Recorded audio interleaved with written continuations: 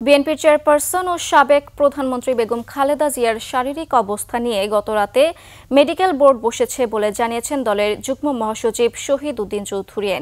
তবে বোর্ডের মিটিং থেকে নতুন কি সিদ্ধান্ত হয়েছে সেই বিষয়ে কোনো কিছু জানাননি তিনি।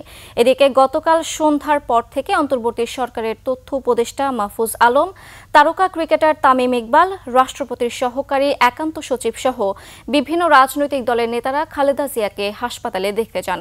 এছাড়া দেশের বিভিন্ন প্রান্ত থেকে নেতাকর্মীরা খালেদা জিয়ার খোঁজ নিতে হাসপাতালের সামনে অপেক্ষা করেন। অনেকেই সেখানে বসে বিএনপির চেয়ারপারসনের রোগ মুক্তির জন্য দোয়া করেন। বেগম খালেদা জিয়া ফুসফুস ও হৃদযন্ত্রের সংক্রমণ নিয়ে সংকটাপন্ন অবস্থায় রাজধানীর এভারকেয়ার হাসপাতালে ভর্তি আছেন।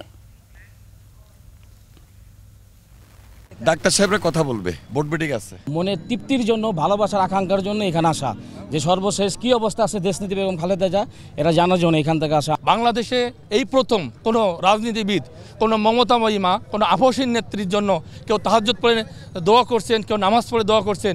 স্বৈরাচার প্রধানমন্ত্রী শেখ হাসিনা করছে, কামাল করছে, যেমন তাদের যুবলীগ, ছাত্রলীগ, তারা বেশি অত্যাচার করছে।